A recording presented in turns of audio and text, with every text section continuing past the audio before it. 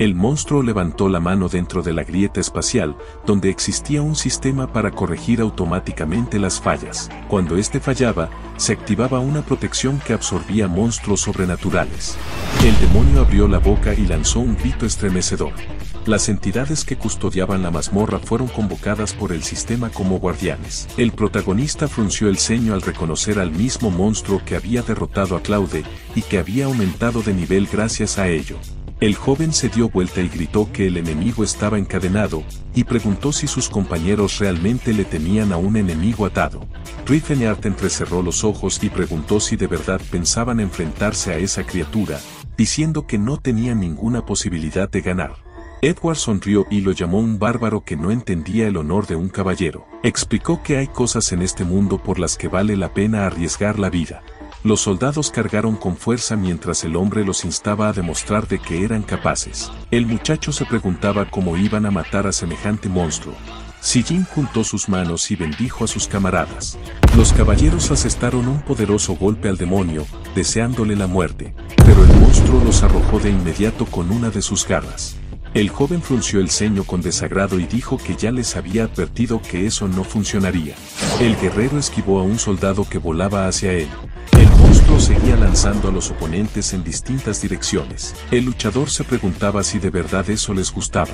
Stefan blandió su espada con furia. El artista marcial lo llamó mentalmente tonto y se sorprendió de que Edward aún intentara ayudarlo. El joven se lanzó hacia adelante y saltó, logrando golpear al enemigo. El santo unió sus dedos y pidió a Fanance que dirigiera su bastón sagrado contra esa entidad maligna.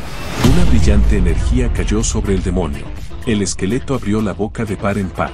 El sacerdote le pidió que soltara su bastón sagrado. Una explosión poderosa de energía divina resonó frente al monstruo. Lia saltó en el aire sobre su cabeza. Los caballeros atacaron al enemigo todos a la vez. Cruzando los brazos sobre el pecho, el protagonista elogió a la elfa por su talento y pensó en nombrarla la número 2 del escuadrón. Thad alzó las manos y lanzó un hechizo. Un enorme torbellino apareció frente a él. Corrientes de maná fluyeron por las paredes de la mazmorra y, de repente, se incendiaron. Las cadenas se cubrieron de llamas. El monstruo rompió sus ataduras. Riefenert apretó los dientes y se dio cuenta de que las cosas iban muy mal para ellos. El monstruo se lanzó al ataque y su cuerpo poderoso aplastó a varios soldados. El demonio enloquecido se abalanzó sobre los caballeros. El comandante levantó su espada sobre la cabeza y le deseó la muerte, pero el monstruo lo golpeó en el estómago. La sangre brotó de la boca del capitán. El hombre abrió la boca con temor y lo llamó. Stefan se llevó la mano al pecho. El noble se alegró al ver que seguía con vida. Lia corrió hacia adelante. La chica saltó y dio una voltereta en el aire, asestando varios golpes consecutivos al enemigo. La mujer blandió su espada con el rostro tenso. Llamas se encendieron en la boca del monstruo. Una ola de fuego se abalanzó hacia ellos. Los soldados saltaron en diferentes direcciones. Tuvieron que tirarse al suelo para esquivarla. Sijin extendió los brazos justo cuando la explosión ocurrió a su lado. El joven abrió la boca con miedo, sus pupilas se contrajeron. En el último momento, cubrió al otro con su cuerpo. La ola de fuego se dividió en dos y pasó a su alrededor. El muchacho apretó el puño y se disculpó por no haber podido reaccionar a tiempo. El demonio se agachó frente a él. El guerrero frunció el ceño y decidió que podía enfrentarlo. La energía estalló a su alrededor. Se preguntó a sí mismo cuál era el límite de su fuerza actual y si las artes marciales podían ser efectivas contra criaturas así. Apretó los puños y concluyó que sus días como mago ya habían quedado atrás. Con el ceño fruncido y una seguridad férrea, el artista marcial sintió escalofríos recorrer su cuerpo ante la presencia de un oponente tan poderoso y declaró que había recorrido un largo camino para volverse así de fuerte.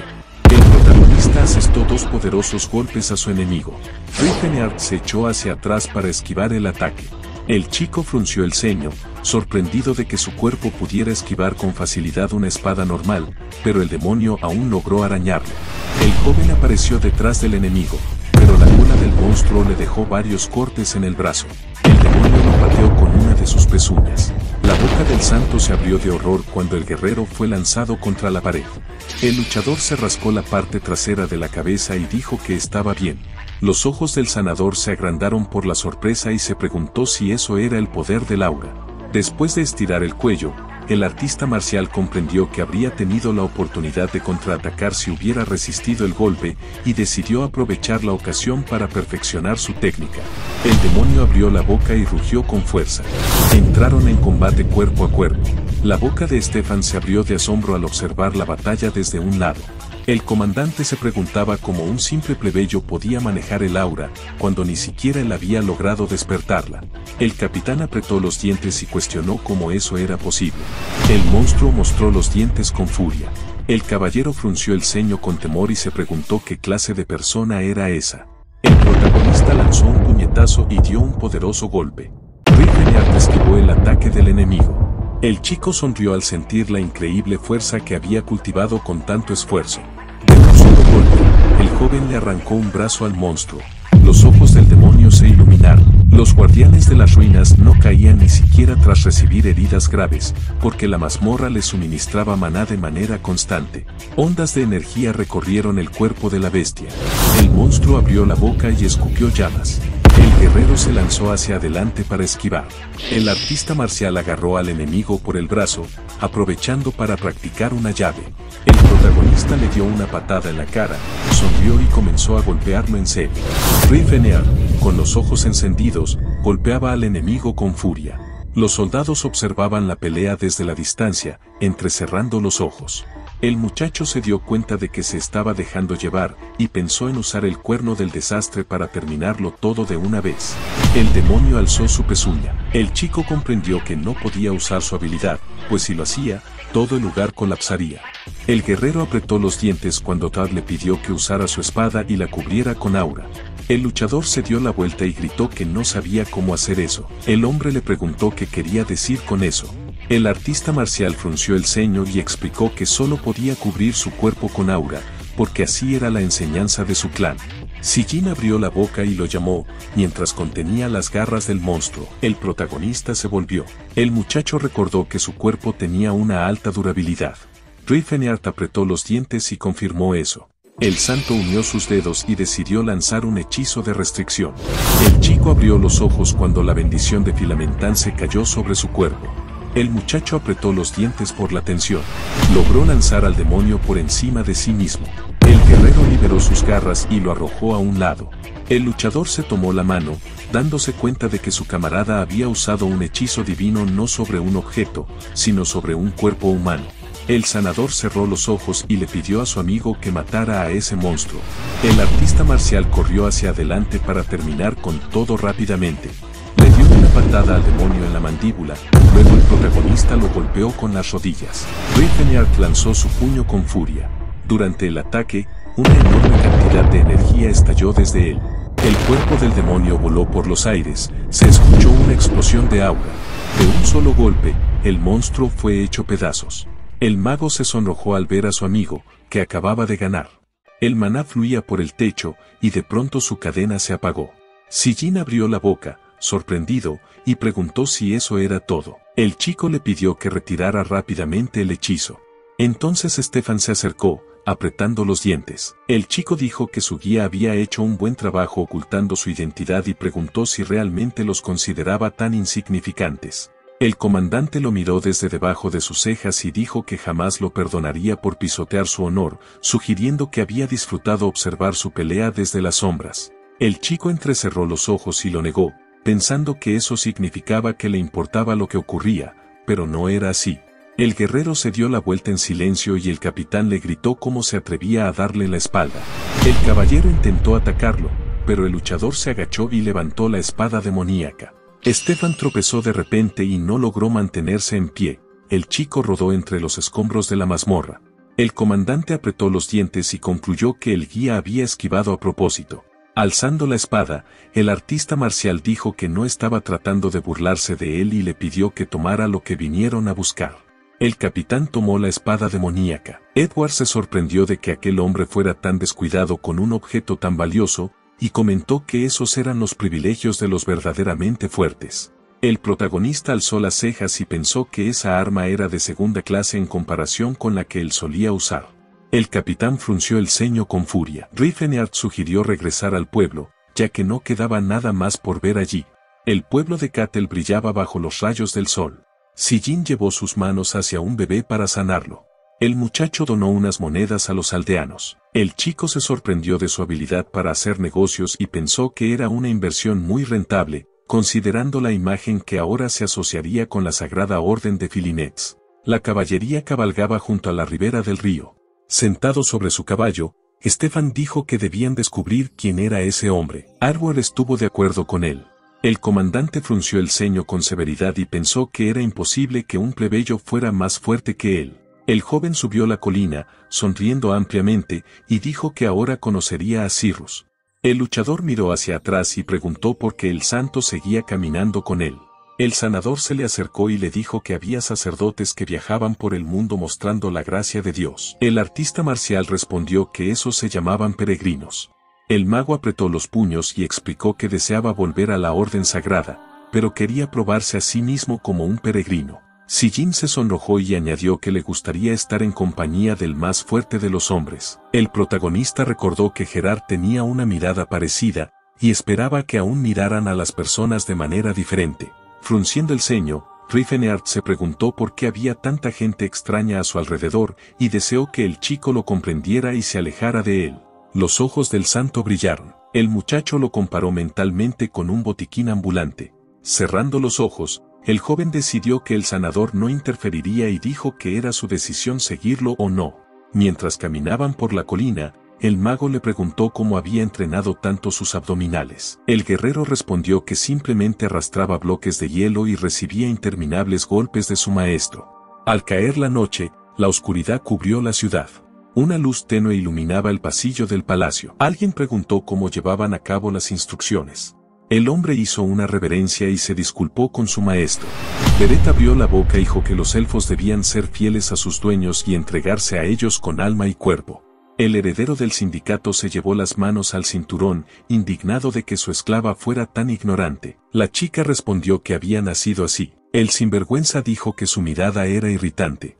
La mujer bajó la cabeza y explicó que tenía esos ojos desde su nacimiento. El noble se acercó a otro elfo y ordenó a su subordinado que le comprara una esclava normal, porque ésta estaba defectuosa. Cyrus se llevó la mano al pecho, la estaban devolviendo al mercado de esclavos por tercera vez. Apareció un mapa de la zona, el Principado de Chatán, una nación entera de comerciantes ubicada al norte del continente. Junto a ella estaba el río Jura, gracias al cual el comercio florecía en este rincón del mundo.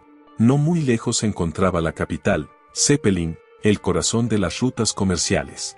Carretas transitaban por el camino.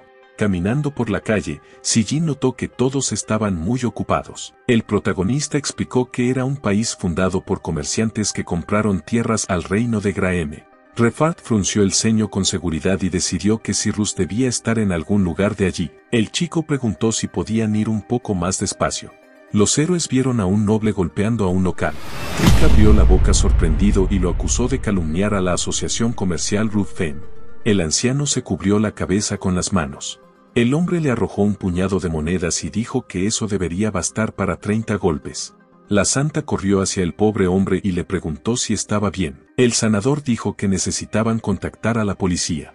El ciudadano comenzó a recoger las monedas y respondió que no hacía falta, ya que ese dinero incluso le permitiría iniciar su propio negocio. El mago abrió los ojos sorprendido y le preguntó si realmente iba a actuar como si nada hubiera pasado, solo por dinero. El chico le recordó que allí todos estaban obsesionados con el dinero. El anciano huyó. Sijin se dio cuenta de que nunca había estado en un lugar así. El joven le dijo que allí incluso podías comprar tu salida de la cárcel si tenías suficiente dinero. El chico frunció el ceño y preguntó qué negocios tenía su amigo en una ciudad como esa. El guerrero cruzó el puente y explicó que necesitaba comprar algo. La santa preguntó qué exactamente. El luchador entrecerró los ojos y dijo que quería comprar un elfo. La santa se cubrió el pecho con las manos y preguntó qué le pasaba. El artista marcial dijo que no era lo que parecía. La sanadora apresuró el paso y expresó su descontento con el comportamiento de los hombres. El protagonista pensó que no podía contarle sobre su vida pasada. Refart miró a su compañero y dijo que en realidad él también era un hombre. El mago lo confirmó con decepción. Había un cartel en forma de tetera en el edificio. Sentado en una silla, Teka preguntó si la asociación comercial Ren estaba engañando a los comerciantes y concluyó que los acusaban solo para sacarles dinero. Los elfos lo rodearon. Beret entró en la habitación. El hombre dijo que hacía tiempo que no se veían y preguntó qué había pasado con la esclava que compró recientemente. El heredero del sindicato sonrió y se dio cuenta de que no podía escapar de esa conversación. Respondió que la había devuelto hacía 2 semanas porque no le obedecía en absoluto. El jefe del sindicato comercial abrió la boca sorprendido y preguntó si ni siquiera podía domar a una esclava, y dijo que no era sorprendente que Karen ni siquiera hubiera llegado al top 10. Dando un sorbo de té, el comerciante quiso ver la cara de su amigo cuando lograra domar a esa chica y decidió visitar el Fenheim. Nubes flotaban sobre la ciudad. El protagonista abrió la boca asombrado y preguntó qué estaba haciendo su compañero intentando hacer flexiones. Sijin respondió que estaba entrenando, y Refeneart se preguntó por qué no tenía músculos después de tanto entrenamiento. El chico le pidió que no se exigiera tanto y luego se sentó en el suelo diciendo que todo estaría bien. El joven frunció el ceño al ver una luz brillante. La santa sonrió con timidez. El guerrero alzó las cejas, confundido, y entonces comprendió por qué su amigo no estaba ganando masa muscular. Al imaginar un reloj de bolsillo, el luchador recordó que la magia curativa era como retroceder el tiempo, y que los músculos crecían gracias a daños microscópicos y su regeneración posterior. El sanador cerró los ojos. El artista marcial se dio cuenta de que, al curarse, estaba devolviendo sus músculos a su estado original. El mago lo miró y le preguntó si pasaba algo. El protagonista respondió que todo estaba bien y prometió enseñarle un método más efectivo. Un poco más tarde, Refeneart le preguntó si su largo cabello no interfería con su entrenamiento. Sijin alisó su melena y explicó que igual le crecía muy rápido. Ya encaminados hacia la salida, el chico dijo que ahora tenía suficiente dinero y que necesitaba ir al mercado de esclavos. El otro gritó que lo acompañaría.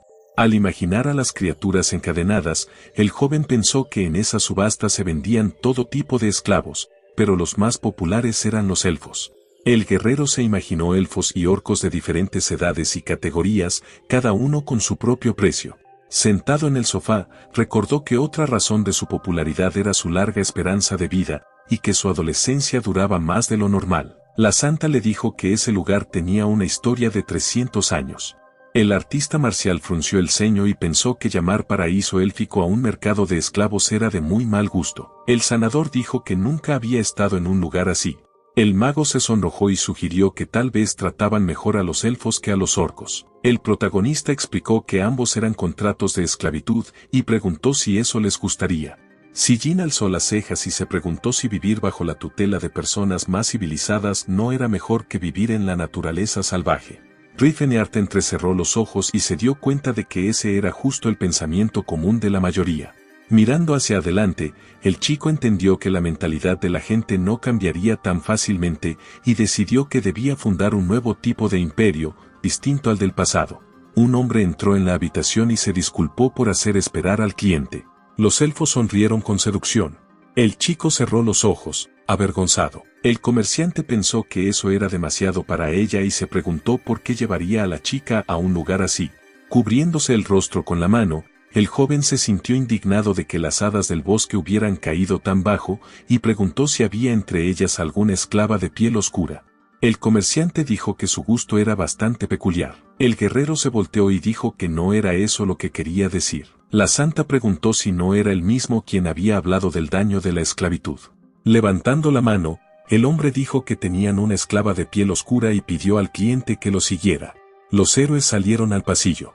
Las chicas jóvenes hacían ejercicios de gimnasia. El comerciante explicó que todas recibían una educación adecuada para estar siempre en demanda. Otras mujeres estaban cocinando. Añadió que solo se les daba frutas, verduras y frutos secos frescos, porque una buena nutrición les daba un buen aroma corporal. Frunciendo el ceño con expresión amenazante, el luchador dijo que no necesitaba todas esas historias y que simplemente lo llevara con la elfa de piel oscura. El hombre se dio la vuelta con incomodidad. Se acercó a los guardias y pidió la sala 148. Dentro, los esclavos se peleaban entre sí. El comerciante explicó que esa era una sala de entrenamiento donde se formaban como asesinos. El comerciante cerró los ojos y dijo que entre ellos estaba el producto que interesaba a su cliente. El artista marcial comenzó a llorar. Cyrus apretó los dientes, furiosa. La chica blandió un rollo de papel en el laboratorio del castillo. En el laboratorio, el protagonista vertía líquido de un frasco a otro y Cyrus le tomó la mano para advertirle a Ryanair que no debían mezclarse. Él le preguntó, confundido, de qué hablaba. Una explosión sacudió el castillo y la elfa gritó que incluso el rey podría ver que eso iba a explotar. Preguntó quién en su sano juicio mezclaría flores de fuego con semillas de piedra. El hombre la miró desconcertado y le pidió perdón, diciendo que se había distraído con algo. Ella, indignada, le dijo que eso mismo había dicho ayer y que de nuevo había terminado en una explosión. Mientras limpiaba el rostro del anciano con un pañuelo, la elfa pensaba para sí por qué le parecía tan adorable incluso a esa edad tan madura. En voz alta, le pidió que no se moviera porque tenía toda la cara sucia. El rey la miró con ternura y le preguntó cuánto más lo llamaría así. Ryanair le pidió que lo llamara como siempre, pero ella respondió que no podía. Bajó la mirada con una sonrisa triste. Él le preguntó por qué. El palacio estaba envuelto en llamas. El rey salió al balcón y detrás de él sus leales camaradas se arrodillaron. El orco inclinó la cabeza y dijo que había venido a saludar a su señor por última vez. Al volverse, el anciano los llamó por sus nombres y preguntó qué pasaba con sus rostros, como si nunca hubieran visto a alguien al borde de la tumba. Mirando nuevamente el castillo en llamas, calculó que se habían reunido 2 millones de soldados de todo el continente para derrotar al rey demonio, el azote de la humanidad. Tal vez todo el poder militar de la humanidad estaba concentrado allí. La multitud de soldados avanzaba y el rey se preguntó cómo enfrentarían las consecuencias. Sus países estaban completamente paralizados, todo por una sola batalla. El orco le explicó que los enemigos ni siquiera se permitían considerar la posibilidad de aceptar su derecho a existir. Con una expresión seria, el guerrero le preguntó si quería acompañarlos, pero el anciano respondió que justamente por eso ellos podían irse, porque él se quedaría.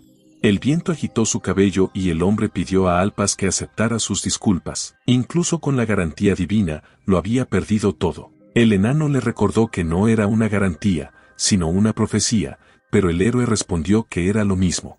Que mantuviera a la elfa cerca mientras el orco abría el camino. Aquel que pudiera cruzar el abismo del hombre diamante y derribar el pilar de orco pronto aparecería, y debía seguirlo, porque cambiaría su destino y les otorgaría salvación.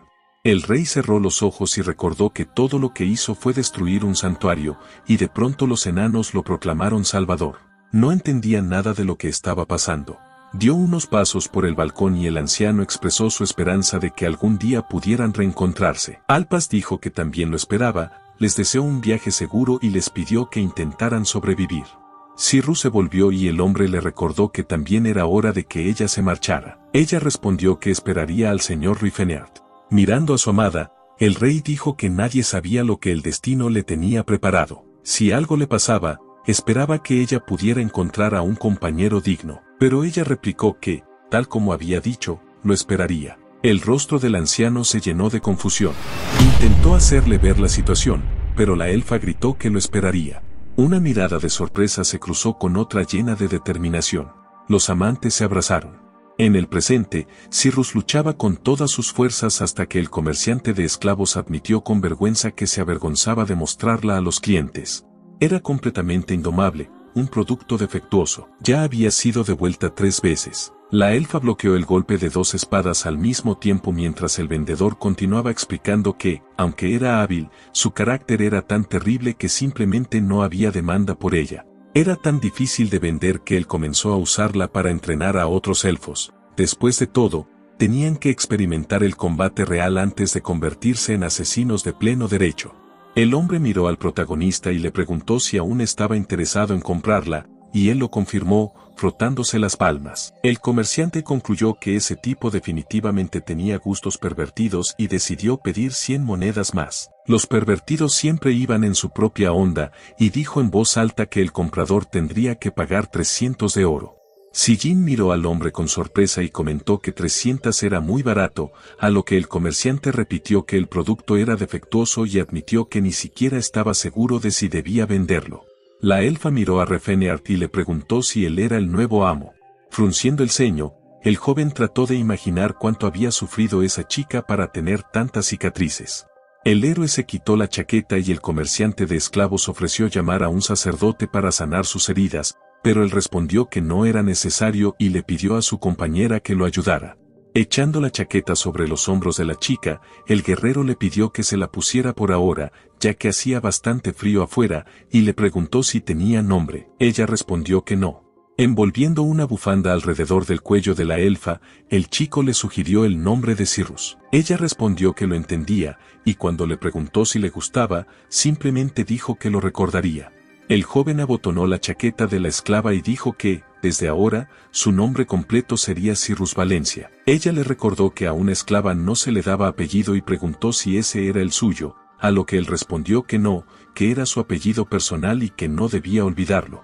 Con una sonrisa, Refeneart dio su nombre y presentó a su compañera. La elfa, alzando una ceja, nuevamente respondió que entendía.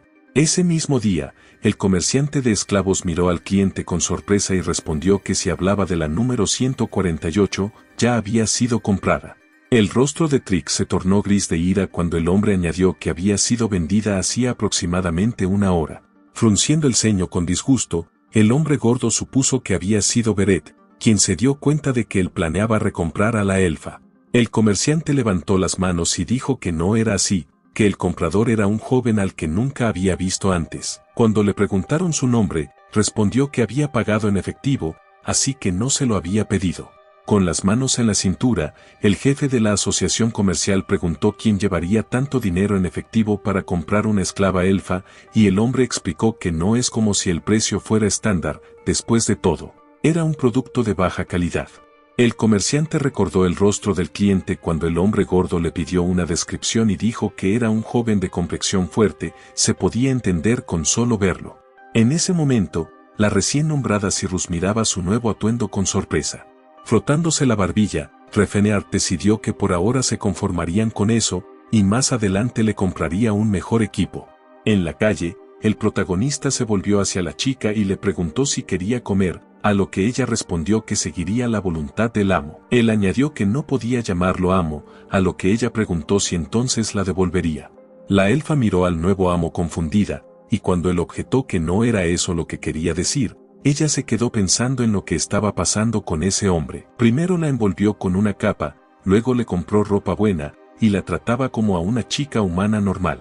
Sonriendo a su interlocutora, el guerrero explicó que quería decir que podían tratarse como compañeros que viajaban juntos, que no necesitaba llamarlo amo, mejor por su nombre. Frunciendo el ceño, la elfa pensó mentalmente que seguro eran juegos de rol, aparentemente, ese pervertido solo disfrutaba del papel de aventurero. Mientras seguía caminando tras su nuevo amo, y la chica pensó para sí que el tipo de juego favorito de él era salvar a la doncella como un héroe. En voz alta aceptó llamarlo Refeneart. Comiendo una gran porción con apetito, la chica pensaba que todas las personas eran iguales. Al dejar su tenedor, el joven dijo que había oído rumores de que la Gracia de Rodanty era el restaurante más popular en Zeppelin. Usaban el nombre de la diosa conocida como patrona de la cosecha abundante, la que otorgaba alimento. Se podía decir que allí compartían comunión con el rebaño. Dando un mordisco a un bollo, Sijin preguntó si la comunión no implicaba comida gratis, y el héroe le pidió que se detuviera, como si el culto de las finanzas no ganara dinero con los servicios de belleza. Alzando una ceja, el chico señaló que por supuesto ella era la diosa del amor y la belleza, y eso no contradecía los cánones de su religión. El guerrero comentó que había escuchado que un solo servicio costaba una fortuna, y tuvo que admitir que era cierto. Pero cuando Serín de repente agarró con la mano la cola de una langosta, el santo se quedó en silencio. La elfa se congeló al ver sus miradas y, dándose cuenta de que se había olvidado de sí misma, tomó un tenedor. El joven la miró pensativo, sin entender por qué no le agradaba. Él la había llevado allí para conmemorar el aniversario de su primer encuentro. La chica se limpió la boca con una servilleta, y el guerrero pensó que, en aquel entonces, se había presentado ante ella como un salvador, y ahora lo veía como a un cliente. El primer encuentro podía causar impresiones completamente opuestas. Tal vez debió venir más tarde, después de un tiempo. Mientras caminaban por el bazar, seguía pensando que tarde o temprano su amada entendería el significado de sus palabras, y eso le bastaba. El mercader les presentó sus productos y aseguró que eran los mejores de su tienda, que no encontrarían nada igual en ningún otro lugar. Refeneart le preguntó a la elfa cómo se sentía y si había algo útil. La chica tomó un estoque, y el héroe se sorprendió por la elección. No usaba normalmente un sable. El guerrero se dio la vuelta bruscamente, sin entender cómo el hombre lo sabía, pero el chico señaló que era cierto, los artistas marciales podían saber qué arma usaba alguien solo con mirar sus manos. Pronto, un sable colgaba del cinturón de la chica, y el santo comentó que jamás pensó que tendría un arma hecha de nitro, como siempre había soñado. El chico mostró su nueva daga y le preguntaron por qué un sacerdote necesitaba un arma. De pronto, algo llamó la atención de Ryfenard. Vio a gente desconocida acercándose a ellos. Uno de los hombres dio un paso al frente y preguntó si podía hablar con él.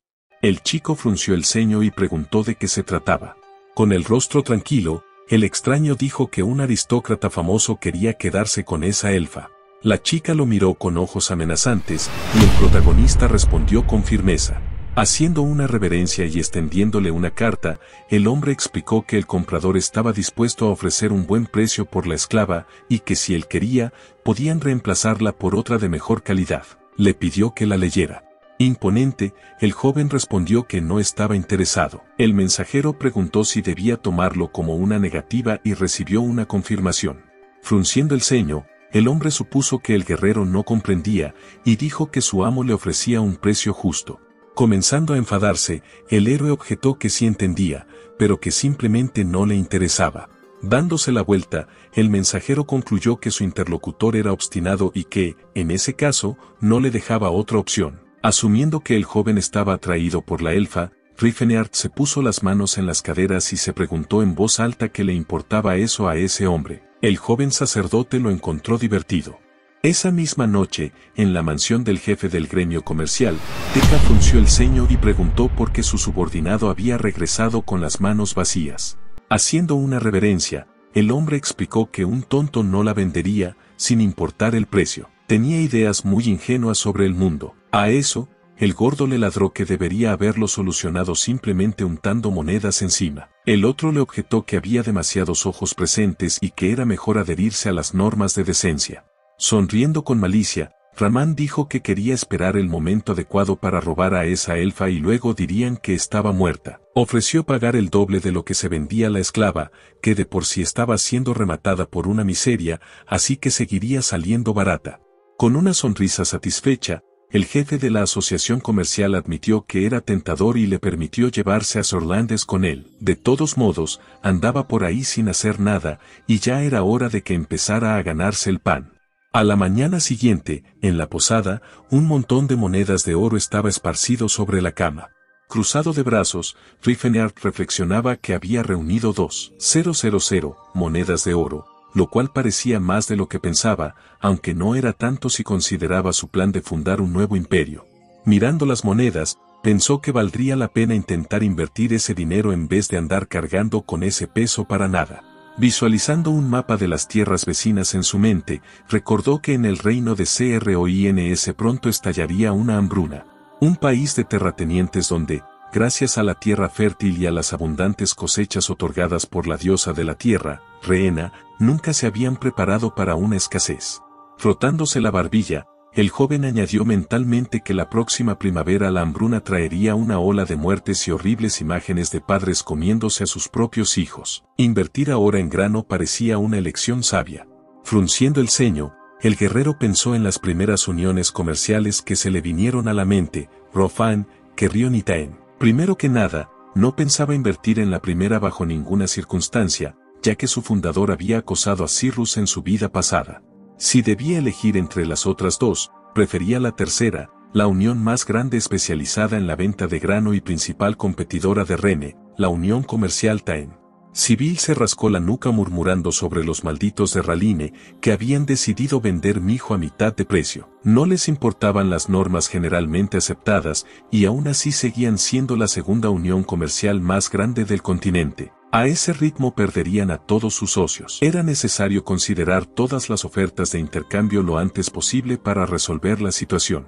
En ese momento, uno de los empleados entró en la oficina e informó al jefe de la asociación que había un visitante diciendo que quería hacer una inversión. Él respondió que una pequeña cantidad de dinero no resolvería sus problemas actuales, que solo añadiría más molestias, y pidió que lo rechazaran. Su rostro mostró sorpresa cuando le dijeron que el cliente ofrecía 1500 monedas de oro. Rifenear, sonriendo con satisfacción, dijo que quería invertir su dinero en grano. Cruzado de brazos, pidió que llenaran sus almacenes en el reino de Croins para la cosecha de cebada de la próxima primavera. Luego volvió a preguntar por el reino. Mirándolo con expresión perpleja, el jefe de la asociación le recordó que vender grano a Croins era como intentar vender jabón a un orco, a lo que Rifenear respondió que incluso un orco se lavaría, una vez se acostumbrara. Cuando le preguntaron qué quería decir, respondió simplemente que no era nada. El hombre lo miró con irritación cuando dijo que, en cualquier caso, sería su problema. Ellos sacarían ganancia de todos modos, así que ¿por qué no hacerlo? Le replicó que no se atrevía a ofrecer a los clientes inversiones en negocios que sabían que fracasarían, y le propuso ver otras ofertas. Entrecerrando los ojos, Rifenear lo amenazó. Si el jefe no quería hacer esto, simplemente iría a invertir en otro gremio comercial y le pidió que dejara de mirar las bolsas de oro con confusión. El hombre admitió que su negocio estaba pasando por momentos difíciles ahora, pero con esta inversión fácilmente sobrevivirían e incluso tendrían éxito. Solo quería ofrecer una inversión más rentable. Frunciendo el ceño, el héroe recordó que ese hombre había sido igual de terco en su vida pasada y dijo en voz alta que ese dinero era suyo, así que él decidiría dónde invertirlo. Solo quería que redactaran un contrato y que se apuraran. Acercándose al rostro de su interlocutor, el joven le pidió una sola cosa, que no usara su contribución para fines personales. Él, asustado, murmuró que por supuesto que no. Cuando uno de los empleados trajo los papeles, el guerrero preguntó de nuevo si había una sucursal de la Asociación Comercial de Taan en el reino de Graeme, y el jefe respondió que sí, que justo estaban construyendo una ruta comercial hacia las regiones del norte. Cruzando los brazos sobre el pecho, el joven preguntó si había una sucursal cerca de la Torre Mágica de Delia, y al escuchar que no, pero que la ruta hacia la sucursal de Ronto pasaba por Delpia, pidió que le consiguieran información. El héroe desvió la mirada cuando le preguntaron qué información exactamente, y el jefe de la asociación dijo que lo averiguaría, ya que contactar con la sucursal no era un problema. Mentalmente, el héroe decidió aprovechar la oportunidad para averiguar qué estaba ocurriendo con su cuerpo en ese momento. Mientras tanto, Surin, en compañía de Son, entrenaba en el patio de la posada. Hizo un movimiento decidido con su daga, y luego lo repitió una y otra vez bajo la mirada sorprendida del chico. La elfa se movía con facilidad y libertad. La chica recordó el rostro de su madre, quien le dijo que los altos elfos fueron creados originalmente para ser guardianes del bosque. La mujer acarició la cabeza de su hija mientras le explicaba que vivían en gracia eterna bajo la protección del árbol del mundo de Elfenheim. Cada criatura viviente era su amiga, y los árboles les proveían alimento. Aunque los humanos los oprimían y los mantenían en una posición miserable, algún día Alita les mostraría a todos el camino al paraíso. La ciudad élfica fue consumida por las llamas, y la madre seguía diciendo que todos eran herederos del gran hada y le pidió a su querida hija que nunca olvidara su orgullo. La niña miró el fuego con horror. Una elfa vestida como campesina le dijo a la futura Serine que pronto iría a un lugar mejor, porque era bonita. A partir de entonces, debía aprender a ser leal y educada, como debía ser una buena elfa. Un hombre gordo golpeó a la niña con un garrote. Ella estaba sentada en un sótano frío, mirando al frente. La pequeña elfa se dio cuenta de que incluso los de su propia raza se burlaban de ella. Su linaje puro solo les daba más motivos para despreciarla. Solo la espada la salvó en aquellos días. Mientras continuaba su entrenamiento, la chica recordó que todos los adultos que conocía empuñaban una espada, luchaban con valentía y morían con honor. Por eso amaba tanto esa arma. Blandiendo la espada, recordó la imagen de sus padres, que lucharon ferozmente por sus vidas. Serine avanzó con una estocada. Las lágrimas llenaron sus ojos porque el tiempo pasaba y los recuerdos se desvanecían, pero ella guardaba para siempre en lo más profundo de su corazón esta frase: mi querida hija, nunca olvides tu orgullo. En ese momento, se escucharon aplausos. Son, radiante de alegría, admitió que fue genial y no podía entender cómo se movía así. La elfa lo miró sorprendida y respondió que solo necesitaba esforzarse al máximo, a lo que él dijo que tenía exactamente las mismas instrucciones de Rafini. ¿Eran todos los guerreros así? Pero ella no lo creía. Haciendo estocadas con los puños, él le preguntó piadosamente si lo estaba haciendo bien. Entonces se dio la vuelta al oír una voz extraña que decía que ahí estaba. Apareció una multitud en el arco de entrada, y quien estaba al frente dijo que la elfa se iría con ellos. Ramán dijo con una sonrisa que llevaría a la esclava con su verdadero amo. Los hombres de Trick entraron al patio de la posada. El chico dio un paso al frente y preguntó quiénes eran. Cerrando los ojos, el sinvergüenza dijo que ni siquiera pensó que alguien vendría a ayudar, que ya habían tomado las medidas necesarias. Entonces, el joven sacerdote le recordó que se había dicho que la elfa no estaba en venta. ¿Por qué entonces esa coerción? El hombre tomó su espada y la blandió contra el muchacho, gritando que hablaba demasiado para ser solo un mocoso. Pero la guerrera desvió el golpe con su daga y luego cortó la garganta del atacante. Los demás combatientes se lanzaron sobre ella de inmediato, pero la elfa se deslizó entre ellos con una mirada fría. Atacó sin piedad. El rostro de Ramán se torció de furia. Se preguntaba cómo se atrevía esa esclava. Al mirar la figura de la chica, pensó que era muy fuerte. En ese momento, el santo juntó las manos en un gesto de oración y clamó con fuerza a la querida Filimets, pidiéndole que aplastara a esos ignorantes con su vara de hierro. En el instante siguiente, la guerrera tuvo que salvar al chico de un ataque. Una espada se clavó en un árbol, y el muchacho la miró horrorizado. El líder del escuadrón, que había lanzado el arma, aclaró que si el peregrino moría, a nadie le importaría. El rostro del santo se llenó de ira, pero la chica lo detuvo. Cuando él preguntó qué decía ese monstruo, ella respondió que todo estaba bien. La elfa avanzó girando su daga entre los dedos. Selin la llamó por su nombre, pero ella apuntó su arma a los enemigos con una sonrisa confiada y dijo que eso no era un problema. El hombre rechinó los dientes y, dándose la vuelta, dijo que Tata debía encargarse. Un orco alto se acercó a Ramán. La guerrera entrecerró los ojos. El orco dijo que ya estaba trabajando y que atraparía a la elfa. La miró con aire sombrío y se disculpó, explicando que todo era cuestión del destino, y básicamente le pidió que se resignara. Mirando con seriedad al nuevo oponente, Serín entendió que era mucho más fuerte que los demás. ¿Podría con él? La guerrera se lanzó hacia adelante y el dueño gritó que ni se le ocurriera dañar la mercancía. El orco respondió que no lo haría, solo la atraparía. La chica se cubrió con la daga del primer golpe y abrió los ojos sorprendida cuando el enemigo cambió la trayectoria del ataque en el último momento. La elfa esquivó la espada, que formó remolinos de viento al pasar. Apretando los dientes, la guerrera comprendió que el enemigo era realmente fuerte. Intentó atacarlo, pero se arrepintió de haber dejado su sable en la habitación. Saltó para atacar desde arriba, pero el enemigo se cubrió con su hoja. Ramán se enfureció y gritó: ¿qué hace el guerrero? ¿Acaso no puede con una simple chica elfa? Frunciendo el ceño, el grandullón murmuró que parecía que ese día tampoco lo dejarían comer. Dejando marcas en el suelo, el orco atacó con furia. Ella volvió a apretar los dientes mientras él blandía su espada. La elfa lo miró con fiereza, lo que lo confundió. La chica corrió directamente bajo la hoja, con una mirada decidida. El filo descendía hacia ella, pero sus ojos eran como hielo.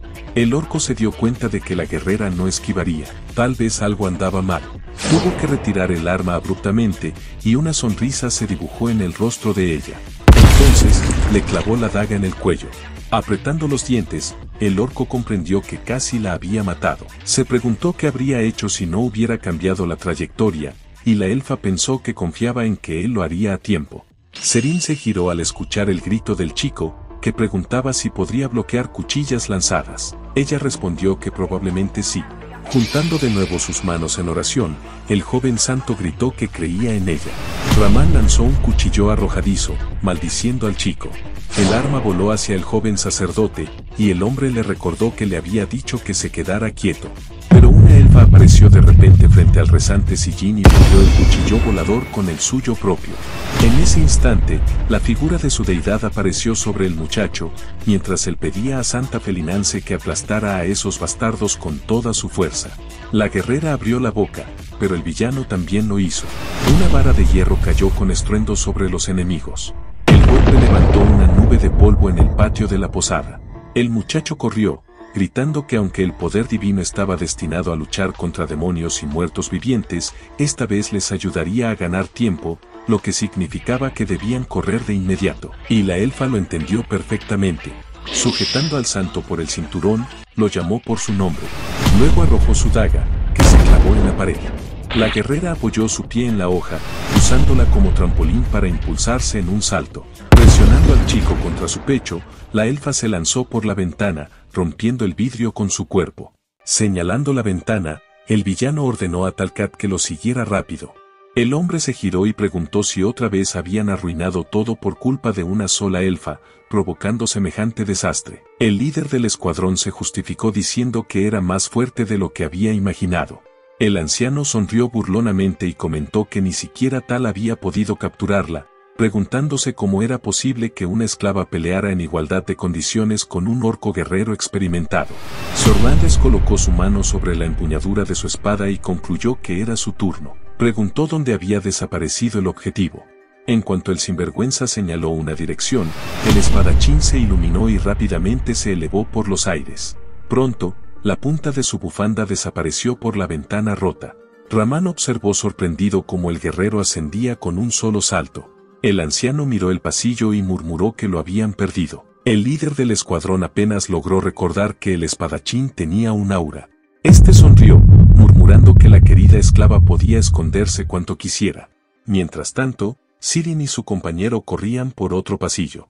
Ambos avanzaban rápidamente cuando Selin miró a Sirin y dijo que necesitaban volver por el equipo. La elfa respondió que probablemente los estarían esperando allí. El chico frunció el ceño y dijo que podían enfrentarse a 1 o 2 caballeros, que era mejor eso que andar corriendo con una sola hoja. Sirin lo miró de reojo y pensó que al principio le había parecido un niño ingenuo. Uno de los soldados estaba junto a la puerta, pero la elfa ya estaba sobre él en un instante, propinándole una patada en la cara. Cuando la chica se puso la capa, Selin la reprendió de inmediato, diciéndole que no tenían tiempo para cambiarse. El sacerdote usó magia de purificación en la habitación, borrando todos los rastros. Lantis caminaba por el pasillo. Gracias a su aura, podía ver toda la zona. Era un espadachín que había alcanzado grandes alturas en el arte de la esgrima y dominaba el aura. Abriendo la puerta con fuerza, se preguntó en voz baja, ¿de verdad ese niño era capaz de borrar rastros de presencia como un sacerdote de alto rango? El espadachín entró en la habitación y al mirar la ventana dijo que los niños se habían escapado después de todo. Ramán, sudando intensamente, le preguntó si de verdad había dejado que los fugitivos escaparan. El hombre cerró los ojos y sonrió, diciendo que no podían haber ido muy lejos, así que lo mejor sería soltar a los perros. Los acontecimientos nos llevan ahora a las calles de la ciudad. Sirin, mirando a su alrededor, preguntó si no sería mejor perderse entre la multitud. El sacerdote respondió que debían evitar a la gente tanto como fuera posible, porque nadie ayudaría a unos esclavos que huían de sus amos.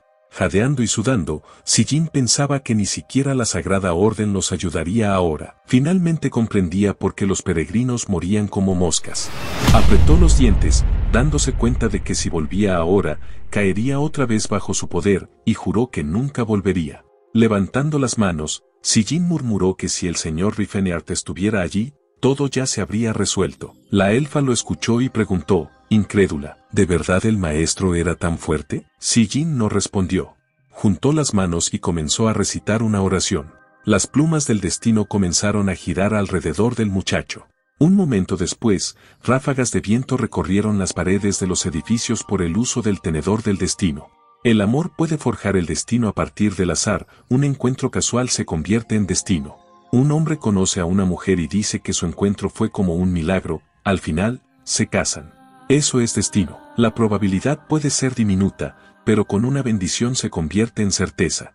Sijin abrió los ojos y miró con tristeza el cielo. Ese hechizo estaba destinado a encontrar parejas adecuadas, pero ahora tenía un propósito diferente. Volviéndose hacia la elfa, el chico dijo que ella era muy fuerte. Solo había visto una asesina elfa una vez, pero ella era mucho más poderosa. La chica respondió diciendo que él tampoco era un inútil, ya era un santo de rango supremo a una edad tan joven. El sacerdote quedó pasmado mirando la espalda de la chica. Sentía que no estaba hablando con una esclava, sino con una persona común. ¿Podría ser que Ceres fuera especial? Mirando los edificios destruidos, la elfa preguntó si ya habían llegado a donde debían. El sacerdote respondió diciendo que el hilo se rompía allí. De pronto, ambos se giraron con cautela. Justo frente a ellos estaba la figura de un caballero. Cyrus dio un paso al frente diciendo que no era el señor Rifeneart. Lantis sonrió y dijo que finalmente había atrapado a los niños y que gracias a ellos ya se había calentado bien. Comenzó a acercarse, diciendo que sería mejor que no intentaran escapar. Cyrus se lanzó al frente, entendiendo que si huían les darían la espalda al enemigo. Lo único que podía hacer era derribarlo y escapar rápido.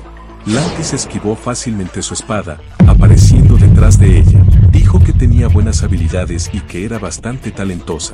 Cyrus lanzó una patada giratoria, pero el enemigo se movió y comentó que parecía haber trabajado muy duro para lograr tal éxito, lo cual era inusual para una esclava. La elfa lo miró sin comprender quién era ese hombre. El sacerdote comenzó a rezar, dándose cuenta de que su enemigo era muy fuerte y famoso en el mundo de los caballeros y espadachines, pero no entendía por qué alguien así se involucraría en actos tan sucios. La espada en la mano de la chica brilló gracias a las bendiciones. Lantis se sorprendió y dijo que solo un obispo podía usar tantos hechizos sagrados, no un sacerdote de alto rango. Levantando las manos, el sacerdote dijo que Basilei era muy famoso en el sur y que ahora Cyrus se encargaría de él. Esquivando cada ataque, el hombre comentó que, con la bendición del sacerdote, ella había cambiado por completo. De repente, la espada de Cyrus se partió en dos. Sus ojos y boca se abrieron de par en par al ver el arma rota. Lantis asestó un golpe con su espada, diciendo que ella se había dejado llevar demasiado mientras él aún jugaba con ellos. El sacerdote se quedó paralizado de horror. Vio un aura rodeando al hombre. Lantis, guardando su espada en la vaina, dijo que ni siquiera pensaba que el árbol lo obligaría a usar su aura. El chico apretó los dientes, sin comprender que hacía allí un espadachín con aura. Ramán se acercó al caballero con una sonrisa y preguntó si ya los había atrapado a todos. El sacerdote, que había recogido a la elfa en brazos, gritó al escuchar el nombre del caballero, Lantas. Ese hombre barbudo era un caballero famoso del reino de Tan. Era el heredero de una familia noble y había demostrado un asombroso poder militar, despertando su aura tras cumplir 30 años. Sin embargo, Lantas guardaba un secreto que no podía compartir. Estaba sudando después del enfrentamiento. El hombre tenía un fetiche terrible, uno que se activaba con las esclavas elfas e incluso se extendía a la realeza, y entonces fue inevitablemente revelado en la sociedad secular. El sacerdote gritó de horror diciendo que resultaba que el monstruo se estaba escondiendo en el principado de Chattan. El hombre sonrió con malicia y dijo que era muy famoso. Sijin respondió diciendo que, naturalmente, lo conocía, porque muchas veces le habían advertido que si salía de noche, Lantas lo capturaría. Lantas entonces sonrió con picardía y dijo que solo estaba ganándose el sueldo. Había matado a cientos de elfos en Tan y luego huyó hasta aquí. Sijin apretó los dientes con furia. Ramán se acercó al hombre con una sonrisa en el rostro. Desde el punto de vista de la unión de comerciantes, la deshonra del caballero no era nada en comparación con los beneficios que los señores del aura les ofrecían. En 10 años, la Unión Rofane se había convertido en la segunda más grande del Principado de Chan, y todo eso gracias a Lantis. Extendiendo su mano, Lantis golpeó varios puntos del cuerpo del sacerdote, diciendo que sabía perfectamente lo que un sacerdote de alto rango podía hacer si se le permitía hablar libremente. Ramán se mostró precavido y dijo que no podía dañar a la elfa, de lo contrario el amo quedaría insatisfecho. Bajando la mano, Lantis dijo que simplemente podían contratar a otro sacerdote y curarla. Observando al sacerdote tembloroso, añadió que también se veía lindo, así que se lo llevaría con él. Sijin dio un salto y gritó que él era un chico. Acariciándole el cuello con una sonrisa, Lantis respondió que eso lo haría una experiencia muy inusual, pero que lo cuidaría. Ramán extendió su mano hacia el sacerdote, pero un momento después la retiró por una herida. Lantis, acariciándose la barba, se mostró sorprendido al ver a Sijin de pie. Le preguntó cómo había podido levantarse sin tratamiento, ya que debía tener los tendones rotos. Aparentemente, era el chico más hermoso, frágil y tembloroso del mundo. Sijin sudaba profusamente del miedo cuando el caballero dijo que tendrían que cortarle sus pequeñas piernitas. De repente, la pared detrás de ellos se derrumbó con un estruendo. Sijin se giró de inmediato. El protagonista caminaba entre el humo diciendo que por fin había encontrado a los bastardos. Apretando el puño, furioso, preguntó cómo se atrevían a tratar así a Cyrus. Corrientes de aire atravesaron el agujero en la pared. Re Fenneart se quitó la chaqueta. Lantis frunció el ceño al observar el aura del protagonista y se dio cuenta de que no era simplemente un joven con suerte física. Sintió una poderosa aura emanar de él. Ramán, que estaba junto a él, dijo que ese era el actual dueño de la esclava. El caballero sonrió y preguntó si no le habían dicho que su comprador era un simple civil. Burlón, añadió que todos sus sentidos se volvían locos con su sola presencia, y lo llamó un mocoso cualquiera. El protagonista le entregó su chaqueta al sacerdote, mientras el espadachín intentaba entender por qué no podía determinar el nivel de fuerza del joven. ¿Acaso también poseía un aura como la suya?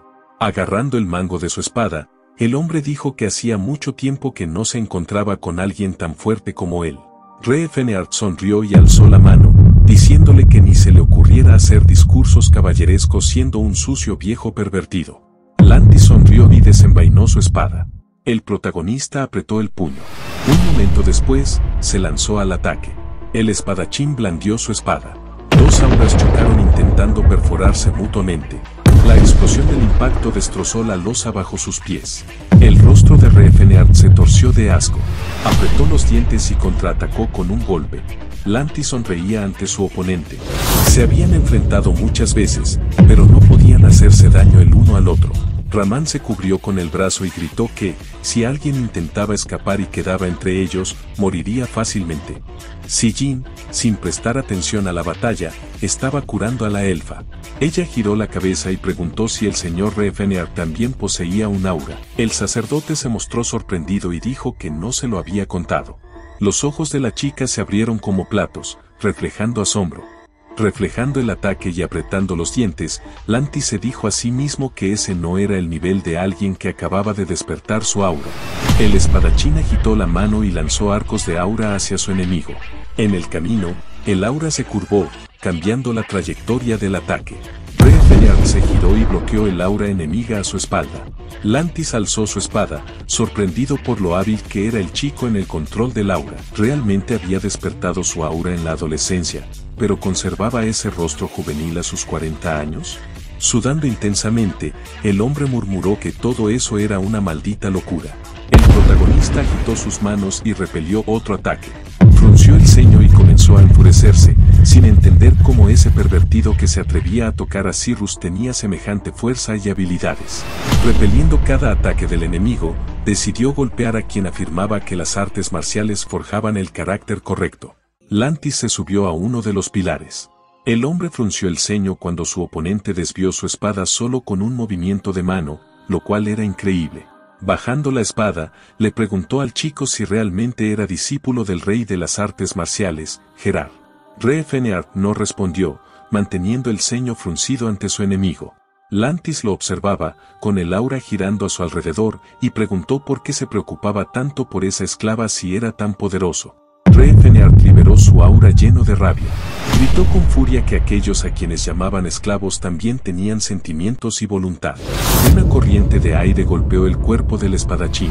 Avanzando con ira, el protagonista le preguntó al enemigo si alguna vez había intentado siquiera hablar con ellos, si se había preguntado por qué eran así. Su aura destruyó el pilar donde se encontraba el enemigo. Esquivando los ataques, Lantis dijo que no entendía qué intentaba demostrar. El protagonista apretó los dientes al ver la misma reacción de siempre, la creencia inamovible de que cualquier ser que no fuera humano estaba por debajo. Lanzándose al ataque, pensó mentalmente que los humanos podían ver claramente cómo otras especies lloraban y reían, pero aún así se negaban a aceptar que tuvieran sentimientos. Lantis, esquivando, respondió que era natural que ellos, como cúspide de la evolución, hicieran esclavos a los demás. ¿Quiénes eran ellos, si no esclavos? Reefeneard golpeó su cabeza y preguntó por qué los descendientes de los grandes espíritus debían cargar una cruz tan pesada. Apretando el puño, le preguntó a Lantis si de verdad no se le ocurría que, si los humanos no estuvieran en la cima, podrían fácilmente convertirse en esclavos ellos mismos. Lantis blandió su espada, desviando el ataque. El protagonista, soportando las heridas que se formaban en su cuerpo, pensó que cuando los humanos esclavizaron a los orcos, la humanidad celebró con júbilo. Cuando les arrebataron la voluntad a los enanos, también se divirtieron. Y cuando subyugaron a los elfos, se deleitaron en la victoria. Fëanor saltó sobre su oponente diciendo que, si uno permite que la esclavitud exista, entonces debe estar preparado para convertirse en esclavo algún día. Lantis, sudando, le gritó que estaba loco. ¿Realmente creía que los elfos eran iguales a los humanos?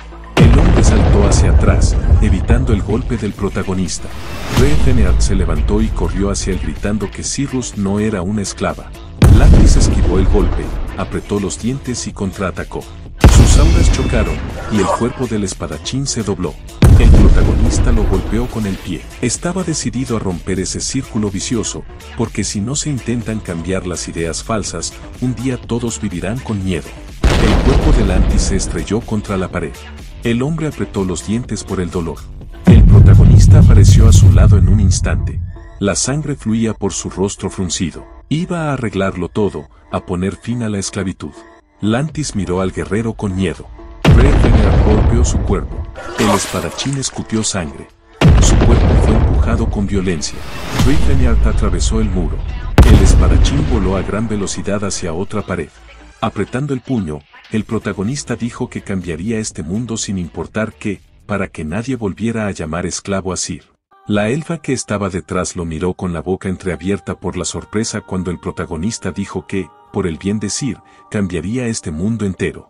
La chica, recordando la pelea del protagonista y sus gritos, se preguntó qué tan obsesionado con los juegos de rol tenía que estar alguien para decir semejante tontería. ¿Acaso era realmente un pervertido sin remedio?